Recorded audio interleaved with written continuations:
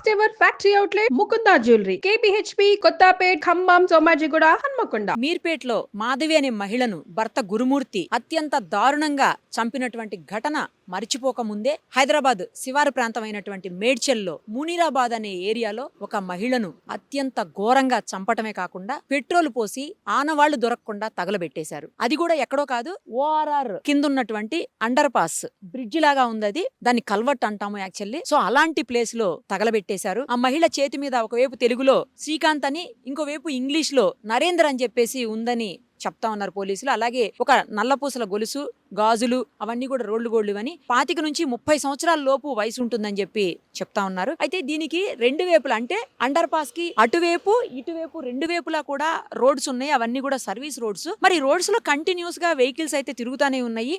మధ్యాహ్నం 3 గంటల సమయంలో జరిగింది. 4 గంటలకు పోలీసులకు ఇన్ఫర్మేషన్ వచ్చిందని చెప్తున్నారు. సో 3 గంటల ప్రాంతంలో మరి మనుషులు తిరిగే టైంలో ఇక్కడ కాలబెట్టడం తగలబెట్టడం అనేది జరిగితే కనీసం కొంతైనా పొగ వస్తుంది. మంటలు తెలియకపోయినా కనిపించకపోయినా, ఎందుకంటే పైన అంతా బ్రిడ్జ్ ఉంది కాబట్టి మంటలు కనిపించకపోవచ్చు. బట్ తగలబెట్టిన ఆ స్మెల్ లేదా పొగ అయితే మాత్రం ఖచ్చితంగా వస్తుంది. మరి ఎందుకు అది ఎవరికి అర్థం కాలేదో తెలియదు. 4 గంటల ప్రాంతంలో పోలీసులు వచ్చి చూసినప్పటికీ ఆ మహిళ బాడీ సగం కాలిపోయి ఉందని చెప్తా ఉన్నారు. అసలు ఎక్కడ చేశారు, ఎవరు చేశారో కూడా తెలియనటువంటి పరిస్థితి. మిస్సింగ్ కేసు నమోదైందా ఏమన్నా అని కూడా పోలీసులు చెక్ చేశామని చెప్తున్నారు. అయితే మేడ్చల్ పోలీస్ స్టేషన్ పరిధిలో మిస్సింగ్ కేసులు చాలా నమోదవుతుంటే ప్రతి స్టేషన్ లో కూడా అలా ఏమన్నా నమోదైన వాటిల్లో ఉందా అంటే లేదని చెప్పి తెలుస్తా ఉంది. అంటే ఈ కేసు అయితే పర్టికులర్ కేసు అయితే ఇక్కడ జరగలేదు, అంటే ఇక్కడ మిస్ అవ్వలేదు అన్నట్టు తెలుస్తుంది.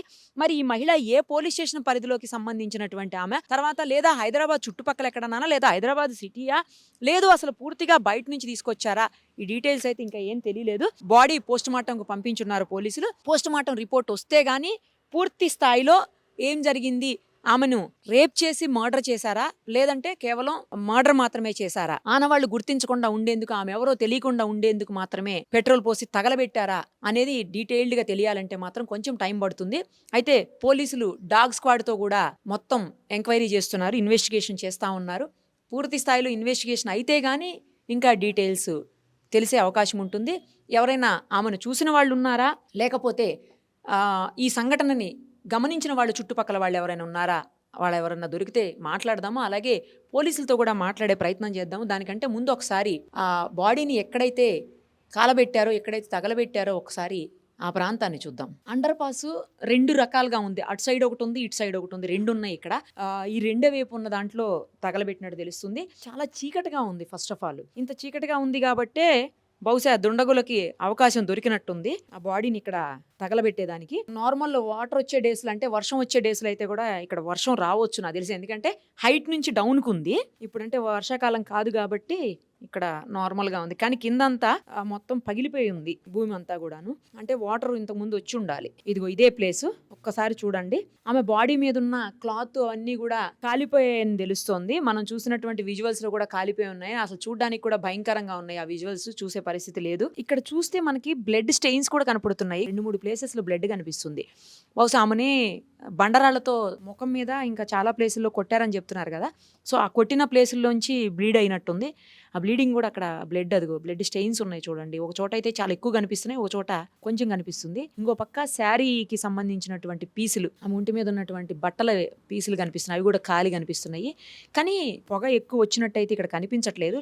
లేదంటే ఎక్కువ పొగ వచ్చినప్పుడు దానికి అంటుకుని ఉంటది కదా, అట్లా ఏం కనిపించట్లేదు. మరి అంటే ఎక్కువగా బాడీ కాలకుండానే కొంచెం కాస్త పెట్రోల్ పోసి ఉండాలి. పోసి కాలిపోయిన తర్వాత వదిలేసి వెళ్ళిపోయినట్టున్నారు. సగం కాలిన తర్వాత, సగం కూడా కాలేదు, కొంత కాలిన బాడీ విజువల్స్ చూస్తుంటే అర్థమవుతుంది. అంటే మనిషి గుర్తుపట్టకూడదనో లేకపోతే తెలియకూడదన్న ఉద్దేశంతో ఏమన్నా చేశారో మరి. అంటే ఎవిడెన్స్ దొరకకుండా ఉండేందుకు రకరకాల ప్రయత్నాలు చేస్తున్నారు ఈ మధ్యకాలంలో హంతకులు.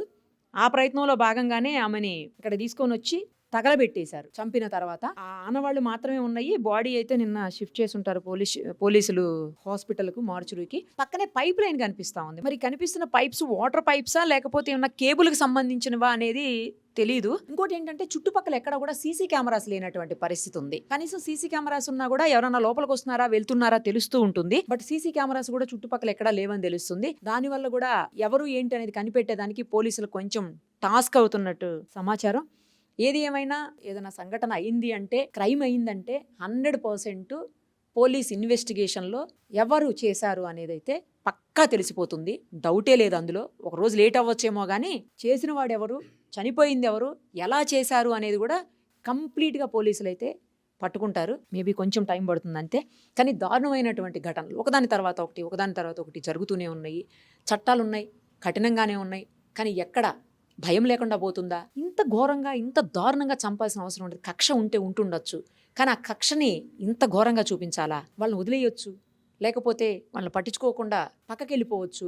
లేదు అంటే వాళ్ళ జోలికి వెళ్లకుండా మొత్తానికి అసలు దూరంగా వెళ్ళిపోతే ఏ గొడవ ఉండదు. మరి ఎందుకు ఇలాంటి పనులు చేస్తున్నావు? పక్కన భార్యను చంపిన గురుమూర్తి సంఘటన మర్చిపోకముందే మళ్ళీ ఈ ఘటన. ఈ మహిళ ఎవరో కూడా తెలియనటువంటి పరిస్థితి. మరి ఆమెకు సంబంధించినటువంటి కుటుంబ సభ్యులు, ఆమె తాలూకా వాళ్ళు ఎవరో ఒకళ్ళు ఎక్కడన్నా మాట్లాడితే, ఎందుకంటే చేతుల మీద టాటూస్ ఉన్నాయని చెప్తున్నారు, అదొక్కటే చెప్పగలుగుతున్నారు పోలీసులు కూడా. ఇంకా ఏమీ సమాచారం, కాలిపోయి ఉన్న బాడీ కాబట్టి వాళ్ళు కూడా చెప్పే పరిస్థితి లేదు. సో ఆ గుర్తులతోటి ఎవరన్నా మరి మా ఇంట్లో మనిషి కనబడట్లేదనే ఉన్న బయటకు వస్తే తప్పించి తెలిసే పరిస్థితులు లేవు. డాగ్ స్క్వాడ్ కూడా వచ్చింది కాబట్టి ఎటు నుంచి వెళ్ళారు, ఎటు నుంచి వచ్చారు, ఎక్కడి నుంచి తీసుకొచ్చారు, ఏమన్నా డాగ్ స్క్వాడ్తో కొంతన్నా తెలిసే అవకాశం ఉంటుంది. పోలీసులు అయితే ఇన్వెస్టిగేషన్ చాలా సీరియస్గా చేస్తున్నారు. 4 టీములుగా విడిపోయి ఇన్వెస్టిగేషన్ చేస్తూ ఉన్నారు. ఒక చిన్న బాబు చూశాడంట నిన్న, ఇటు నుంచి పిల్లలు అటు పోయే పిల్లలు, అంటే ఇక్కడ వర్కర్స్ పిల్లలు ఎవరో యూపీకి సంబంధించిన వర్కర్స్ పిల్లలు ఇటు పోతూ ఇక్కడ ఆగి చూశారని చెప్తున్నారు. ఆ పిల్లోడు చూసి పైన వెళ్ళి పెద్దవాళ్ళకి ఎవరికో చెప్తే అక్కడి నుంచి పోలీసులకు సమాచారం రావటం, ఆ తర్వాత ఈ ఘటన బయటకు వచ్చింది. ఆ పిల్లోడు రాకపోయిందంటే మేబీ ఇంకెప్పటికి బయటకు వచ్చేదో ఈ ఘటన. ఇంకోటి ఏంటంటే ఎక్కువగా ఎవరు తిరిగే ప్లేస్ కాదు కాబట్టి అంత తొందరగా బయటకు వచ్చి ఉండేది కాదు. బట్ ఆ పిల్లోడు అనుకోకుండా ఇటు రావటం వల్ల ఈ ఘటన బయటకు వచ్చింది. పోలీసులు సీరియస్గా ఇన్వెస్టిగేషన్ ఫినిష్ చేస్తే తొందరగా హంతకులు ఎవరు, అలాగే ఎవరు చనిపోయారు, ఎలా చనిపోయారు, మొత్తం డీటెయిల్డ్గా బయటకు వచ్చే అవకాశం ఉంటుంది. मैडम क्या है, इधर जो लेबर वाले का छोटा लड़का है 7 ईयर का, वो डेली इधर से सब्जी या दूध लाने जाता है। वो इधर कांडला गया, वो रिटर्न आने के टाइम में बताया उसने, बोला ऐसा ऐसा कोई डेड बॉडी पड़ा है। तो हमने जाके उसको यकीन नहीं किया, बच्चे पे ऐसा ही बोल रहा होगा बच्चा। फिर आके हम 20-25 लोग आके देखा तो डेड बॉडी पड़ा, तो हमने पुलिस को फोन किया। पुलिस वाले सर अभी जो ये गए ना SHO सर, ये इधर ही आए, गाड़ी लेके आए, ये फिर आके और पूरा वो अपना कार्रवाई किया। फिर हमको रात में भी पुलिस स्टेशन बुलाया था, हमने बताया अभी कैसे कैसे, तो ये बोला ऐसा ऐसा अभी थोड़ा ज़रूरत पड़ेगा, एक बार आओ कागज़ कार्रवाई के लिए। तो हम रात में भी गए थे पुलिस स्टेशन। उसको पूरा कपड़े, बॉडी पे कपड़ा नहीं है, इधर से चुन्नी से बांध रखा है, और वो जो बॉडी का कपड़ा है वो इधर डाल के वो जला रखा है, आग लगा रखा है। ఆ బాడీ ఎక్కడుంది అనేది కూడా చూసిన వాళ్ళు, ప్రత్యక్ష సాక్షులు వీళ్ళు ఇప్పుడు దాకా మనకు అదే చెప్పారు. ఒకసారి ఎక్కడుంది అనేది కూడా చూద్దాం రండి. ఎందుకంటే అతనే నిన్న ఫస్ట్ చూసి పోలీసులకు ఇన్ఫార్మ్ చేసింది. ఎందుకంటే ఒక చిన్న పిల్లోడు 7 ఇయర్స్ బాబు చూశాడని చెప్తున్నారు. ఆ బాబు రోజు ఇటు వెళ్తుంటాడంట దుకాణానికి, ఇక్కడ లేబర్ ఉంటారు యూపీకి సంబంధించిన వాళ్ళు అని చెప్తా ఉన్నారు. ఆ బాబు పోతూ ఇక్కడ చూసి వచ్చి వాళ్ళకి చెప్పాడంట. అతను ఫస్ట్ పోలీసులకు ఇన్ఫార్మ్ చేసింది ఇతనే. అతను ఎక్కడ చూశాడో బాడీని అతన్ని అడిగి తెలుసుకుందాం ఫస్ట్. అదిగో చూడండి ఒక్కసారి, ఇక్కడ ఇంకా కూడా బూడిద కనిపిస్తూ ఉంది. ఒక్కసారి చూడొచ్చు, కాల్ చేసినటువంటి ఆనవాళ్ళు అన్నమాట అవి కనిపిస్తున్నాయి చూడండి. वो उसको यहाँ पे बॉडी पड़ा है, मुंह पे वो कपड़ा बांध रखा है उसको, वो ऊपर जो ये कपड़े है ना अपना बॉडी का जो, वो उतार के पूरा उसको जला रखा है। फिर वो बच्चे को हम दोबारा साथ में लेके आए, हम 20-25 लोग साथ में एक साथ में आए, फिर पुलिस को इन्फॉर्मेशन किया, पुलिस आ गई थी, फोन करते ही 10 मिनट में पुलिस आ गई थी। ये ऑफिस है मैडम, इधर ही ग्राउंड के पास 100 मीटर पे 100 मीटर पे ऑफिस है। మేడ్చల్ పిఎస్ సిఐ సత్యనారాయణ గారు ప్రస్తుతం మనతో పాటు ఉన్నారు. ఒకసారి ఈ కేసుకు సంబంధించిన మరిన్ని డీటెయిల్స్ ఆయన అడిగి తెలుసుకుందాం. అసలు ఏం జరిగిందండి, మీకు ఎప్పుడు ఇన్ఫర్మేషన్ వచ్చింది, ఎలా వచ్చారు మీరు ఇక్కడ వరకు, వచ్చిన తర్వాత మీరు ఏం చూశారు, ఆ తర్వాత ఏం జరిగింది? నిన్న సాయంత్రం 4 గంటలకి మాకు ఒక అతను ఫోన్ చేసి ఇక్కడ లేడీ చనిపోయినదని చెప్పేసి ఇన్ఫర్మేషన్ వస్తే మేము ఇక్కడికి రావడం జరిగింది.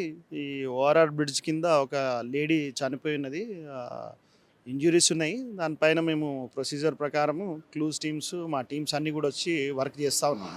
అంటే ఆమె మ్యారీడేనా అండి, లేకపోతే ఏంటి, ఏ స్టేజ్లో మీరు వచ్చినప్పటికి ఏ స్టేజ్లో ఉంది బాడీ? అసలు మొత్తం కాలిపోయిందా పూర్తిగా, లేకపోతే హాఫా, ఎట్లా ఉంది అసలు?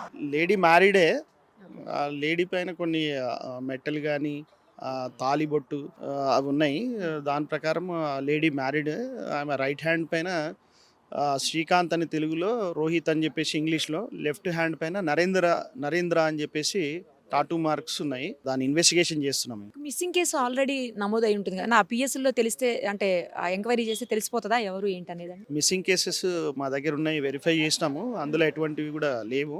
ఇంకా ఇన్వెస్టిగేషన్ నడుస్తూ ఉంది. ఇప్పుడు ఏ స్టేజ్లో ఉందండి? అంటే బాడీ పోస్ట్ మార్టం రిపోర్ట్ వచ్చిందా ఏంటి? అంటే రేప్ ఏమన్నా అయిందా లేకపోతే ఓన్లీ మర్డర్ అనేది ఏమన్నా తెలుస్తుందా అండి? ఇన్వెస్టిగేషన్ నడుస్తూ ఉంది. ఇంకా ఇప్పటి వరకు అయితే ఏమీ లేదు. ఇన్వెస్టిగేషన్ తర్వాత పోస్ట్ మార్టం అంతా కూడా ప్రొసీజర్ ఉంది. ఇంకా చేస్తాం. ఇంకా రిపోర్ట్ రాలేదు, టైం పడుతుంది. ఇంకా చెప్తాం. ఇన్వెస్టిగేషన్లో ప్రాసెస్లో ఉంది. ఇంకా తర్వాత చెప్తాం. థ్యాంక్ యూ అండి. మాకు ఇక్కడ ఒక చిన్న అబ్బాయి రోజు ఇక్కడ కాఫీ టీలు అమ్ముకుంటాడు. అతను అటు ఈ బ్రిడ్జి ఉంది కదండి, ఇక్కడ ఈ బ్రిడ్జి అవతల మెటీరియల్ తీసుకొచ్చడానికి వెళ్తాడు, కూరగాయలు పాలు వాటి కోసం. వెళ్ళినప్పుడు అతను వచ్చి చూశాడు. అక్కడ చూసి ఏం చేశాడంటే మాకు ఇన్ఫర్మేషన్ ఇచ్చాడు. మేము ఇక్కడ మా ట్రాన్స్పోర్ట్ ఆఫీసులు ఉంటాయి, మా మొత్తం 14 ఆఫీసులు ఉంటాయి. సారు మేమందరం ఉంటాం, వీళ్ళంతా ఆఫీస్ వాళ్ళమే. రాగానే వచ్చి చూసి మేము పోలీస్ వాళ్ళకి ఇన్ఫర్మేషన్ ఇచ్చాం.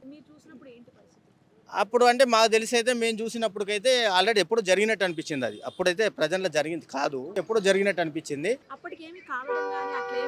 ఖాళీ ఉన్నట్టే ఉంది కదా, అప్పుడు ప్రజెంట్ అయినట్టయితే లేదు. మేము చూడలేదండి, మేము చూడలేదు అసలు. అలాంటి పర్సన్ మనం చూడం. మనకు ఎందుకంటే మేము అక్కడ ఆఫీస్ ఉంటుంది కదా, ఆ అబ్బాయి వచ్చి చెప్పడం వల్ల మేము వచ్చి పోలీసు వాళ్ళకి ఇన్ఫర్మేషన్ ఇవ్వడం జరిగింది. చాలా తిరుగుతాయి, నైట్ కూడా తిరుగుతుంటాయి. అవునండి. అంటే వాస్తవానికి ఏంటంటే అందులో చీకటి ఉంది కదండి. ఇప్పుడు అక్కడ చూడండి చాలా చీకటి ఉంది, దానికి మనం ఏం చేయలేం కదా వాస్తవానికి. వర్షాకాలంలో ఫుల్ వాటర్ ఉంటాయండి. ఇప్పుడు ఎండాకాలం కదా ఎండిపోయి ఉంది. అందువల్ల అతను అబ్బాయి ఏంటంటే ఇలా దిగి వెళ్ళిపోయి అటు సామాన్ తెచ్చుకుంటాడు. ఇలా వే ఉంది కదా, నైట్ ఏం జరిగిందో అతనికి కూడా తెలియదు. ఉదయం వెళ్ళే వరకు అక్కడ డెడ్ బాడీ చూసి మాకు ఇన్ఫర్మేషన్ ఇచ్చాడు. ఇస్తే మేము పోలీసు వాళ్ళకి ఇన్ఫర్మేషన్ ఇస్తే వాళ్ళు వచ్చి డెడ్ బాడీ గాంధీ హాస్పిటల్ తీసుకెళ్ళిపోయారు. తిరగరు అసలు, ఎవరు వెళ్ళరు. నార్మల్గా ఎందుకు వెళ్తారని మనకి ఏమొస్తుంది, ఎవరు కూడా వెళ్ళరు ఇందులో. అతను ఏంటంటే పాపం ఛాయం కూడా పిల్లగాడు కదా, అతను వెళ్తాడు ఒక్కడంతే. రావచ్చు, వే ఉంది అటుపక్క సర్వీస్ రోడ్డుకి ఇది కలుస్తుంది. మనకేం తెలియదు, మనం దాని గురించి పట్టించుకోము. కానీ ఇంకొకటి ఏంటంటే ఇప్పుడున్న పరిస్థితుల్లో ఇలా జరగడం కూడా కొంచెం అన్యాయం అండి. వాస్తవానికి కూడా ఎవరు కూడా ఇలా మనం కోరుకోము. ఎవరైనా ఈ కాలంలో కొంచెం జాగ్రత్త వహించాలని మా మనవి, అంతే కదా. ఎవరు కూడా చాలా జాగ్రత్తగా ఉండాలి. ప్లస్ ఈ పాపం పోలీసు వాళ్ళు కూడా అందరు రక్షణ కల్పించాలంటే వాళ్ళతో అయ్యే పని కూడా కాదు. మనం కూడా కొంచెం కేర్గా ఉండడం కరెక్ట్ అని మా అభిప్రాయం. అంతే అండి, థ్యాంక్ యూ. कल दोपहर के 1 से 2 बजे के बीच का टाइम, 12 से 2 के बीच का टाइम होगा। एक छोटा बच्चा जो हर रोज की तरह अपनी मम्मी पापा के लिए सब्जी लाने के लिए रोड पास करके जाता है, जब वो सब्जी लाने के लिए जा रहा था तो उसने कुछ ऐसा देखा कि वो डर के मारे भाग के हमारे ऑफिस में आया और हमें बताया, बोले ऐसा एक लड़की जली हुई अवस्था में पड़ी हुई है। तो हम ट्रांसपोर्ट से 15-20 लोग स्पॉट पे गए, हमने देखा, हमारे कैमरे से हमने फ़ोटो खींचा। फ़ोटो खींचने के बाद इमीडिएट हमने पुलिस को कॉल किया और जगह का लोकेशन भी पुलिस को भिजाया। लोकेशन भिजाने के बाद पुलिस की इमीडिएट 15-20 मिनट में 2 से 3 गाड़ियाँ, सब लोग आ गए, पब्लिक को वहाँ से हटा दिया गया। उसके बाद डेड बॉडी का उन्होंने कुछ सर्वे किया, उसके बाद गांधी भिजा दिया। उसके बाद जब शाम को 9 बजे के करीब 7 के करीब मेरे को कॉल आया पुलिस से कि एक बार आप मेडचल पीएस को आइए और आप एफआईआर दीजिए। तो मैं वहाँ उनके इमीडिएट वहाँ गया, एफआईआर दिया और उसके बाद मैं घर को चला गया। సీసీ కెమెరా లేవండి. అక్కడ మునీరాబాద్ చౌరస్తాలో ఉన్నాయి అంతే, చౌక్లో. ఇదంతా కొంచెం చీరల ఏరియా కదండి, ఇక్కడ ఉండవు, ఇక్కడ లేవు. ఇక మళ్ళీ అక్కడ పోతే మనకు ఇంటర్చేంజ్ దగ్గర ఉన్నాయి, సర్వీస్ రోడ్ ఇంటర్చేంజ్ దగ్గర. ఇక్కడ నుంచి మునీరాబాద్ వచ్చేసి 1 కిలోమీటర్ అండి, విలేజ్ అంతే. ఆ సర్కిల్లో శివాజీ బొమ్మ ఉంటుంది, అక్కడ ఉంటుంది. सर्विस रोड पे लाइटिंग नहीं है, इसकी वजह से ఈ సర్వీస్ రోడ్లు లేవండి, అదే కొద్దిగా డిస్టర్బ్ ఏరియాలో లేవు. మీరు ఆ రోడ్లో ఉన్న హైవే రోడ్లో, అది ఇక్కడ మాత్రం లేవు. అది లేకపోవడం వల్ల కొంచెం చీకటి ఉంటుంది ఏరియా, అది దానివల్ల. సుమన్ టీవీలో మీ పర్సనల్ అండ్ బిజినెస్ ప్రమోషన్స్ కోసం కింది నెంబర్కి కాంటాక్ట్ చేయండి.